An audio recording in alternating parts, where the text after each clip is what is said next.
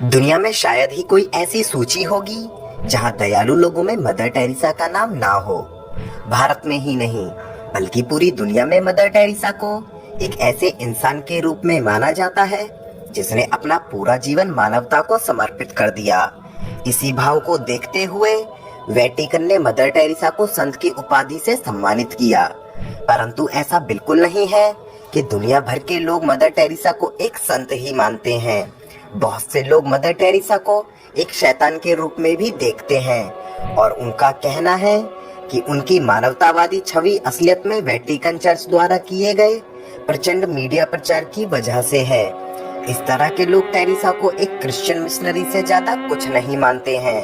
इन लोगों का कहना है कि टेरेसा का उद्देश्य केवल और केवल लोगों का धर्म परिवर्तन करवाना था।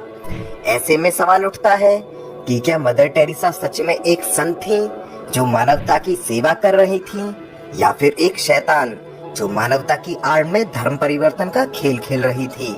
अल्बानियाई परिवार में पैदा हुई मदर टेरेसा बचपन से ही रोमन कैथोलिक धर्म में आस्था रखती थी, जो बड़ी होकर एक मिशनरी बनना चाहती थी।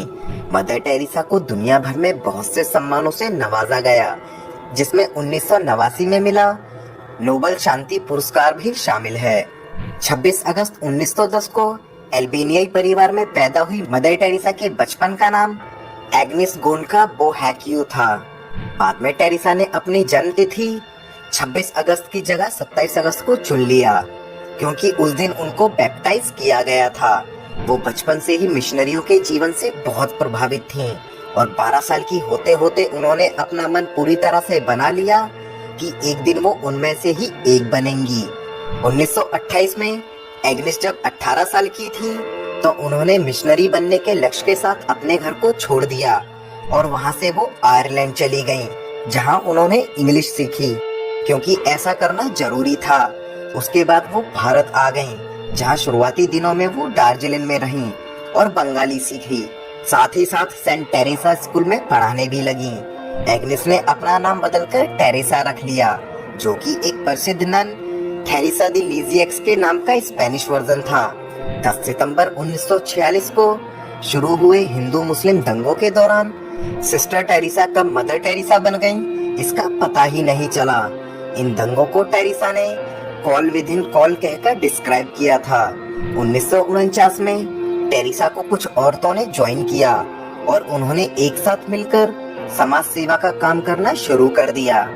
उस समय उनका उद्देश्य गरीब से गरीब आदमी की मदद करना था, जिसके बाद 7 अक्टूबर 1950 को टेरेसा को वेटिकन से कांग्रेगेशन को शुरू करने की परमिशन मिल गई, जहां से मिशनरीज ऑफ चैरिटी की नींव पड़ी, जिसके लिए टेरेसा को आज तक जाना जाता है। शुरुआत में ये एक छोटा सा धार्मिक समूह था जिसमें केवल 13 ही मेंबर थे, परंतु 1997 तक इससे 4000 से ज्यादा सिस्टर्स जुड़ गयीं और ये बहुत से अनाथालय, आश्रम और चैरिटी सेंटर्स को चलाने लगा, जो कि पूरी दुनिया में सक्रिय थे। और अब तक आपको ये एहसास हो गया होगा कि टेरेसा एक बहुत ही मानवतावादी महिला थी, पर टेरेसा का एक दूसरा चेहरा भी था जिसको हमेशा छुपा कर रखने की कोशिश होती है। हम में से ज्यादातर लोग मदर टेरेसा के बारे में केवल अच्छी अच्छी बातें ही जानते हैं, जैसा कि वो एक बहुत ही दयालु व्यक्ति थी और वो बहुत से चैरिटी के काम किया करती थी। पर इससे भी ज्यादा बहुत कुछ है जो बहुत से लोग नहीं जानते हैं। मदर टेरेसा अपनी मृत्यु के बाद और उससे पहले भी हमेशा विवादों से घिरी रही और उनके ऊपर लोगों के धर्म परिवर्तन करने से लेकर लोगों को बुरे हाल में रखने तक के आरोप लगे। 2013 के ओटावा विश्वविद्यालय के एक अध्ययन में पाया गया कि उनके मृत्यु के समय 100 से ज्यादा देशों में 517 मिशन चल रहे थे, लेकिन इनमें से किसी में भी कोई स्पेशलिस्ट डॉक्टर नहीं था। ये सारे के सारे मिशन सिस्टर्स द्वारा चलाए जा रहे थे। ऐसा बिल्कुल नहीं था कि मदर टेरेसा के इस संस्थान के पास पैसे की कोई कमी थी, अपितु वो इस पैसे का इस्तेमाल केवल और केवल धर्म प्रचार और धर्म परिवर्तन के लिए किया करती थी, ना कि लोगों की भलाई के लिए। टेरेसा के क्लिनिक्स को करोड़ों रुपया दान में मिला करता था, पर उसके बाद भी उनके द्वारा चलाए जाने वाले क्लिनिकों की हालत इतनी खराब थी कि वहाँ चिकित्सा से संबंधित कोई सिस्टम ही नहीं था और रोगियों को दिए जाने वाले खाने की हालत भी बहुत खराब थी।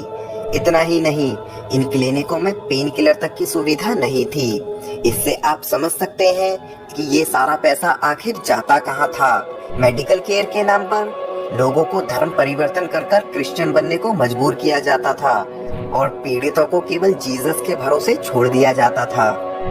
यहाँ तक कि टेरेसा ने एक बार एक पेशेंट को कहा कि अगर आपको दर्द है इसका मतलब जीसस आपके पास है और आपकी पीड़ा आपको मौका देती है कि आप जीसस के साथ साथ चलें। इतना ही नहीं, टेरेसा ने पीड़ित को कहा कि आपकी पीड़ा का अर्थ है कि जीसस आपको चूम रहे हैं, जिस पर पीड़ित ने उनको जवाब देते हुए कहा कि क्या आप जीसस को कहेंगी कि वो मुझे चूमना बंद करें।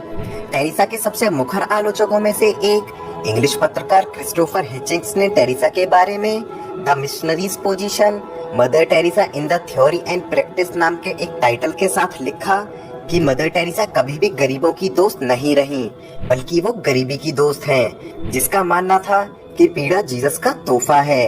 इतना ही नहीं, हिचिंग्स ने लिखा कि टेरेसा रूढ़िवादी विचारधारा वाली महिला हैं, जो महिलाओं को उनके हक नहीं लेने देना चाहती हैं और वो उनको आजादी से अपनी जिंदगी नहीं जीने देना चाहती हैं। टेरेसा नहीं चाहती हैं कि औरतें सशक्त हों, वो बस उनको बच्चे पैदा करने तक ही सीमित रखना चाहती हैं। इससे भी आगे बढ़ते हुए उन्होंने टेरेसा को पाखंडी तक कह डाला, क्योंकि भारत में जहां वो अपने क्लिनिकों में पेन किलर तक का इस्तेमाल नहीं करती थी, वहीं वो अपना खुद का इलाज पश्चिमी देशों में करवा रही थी।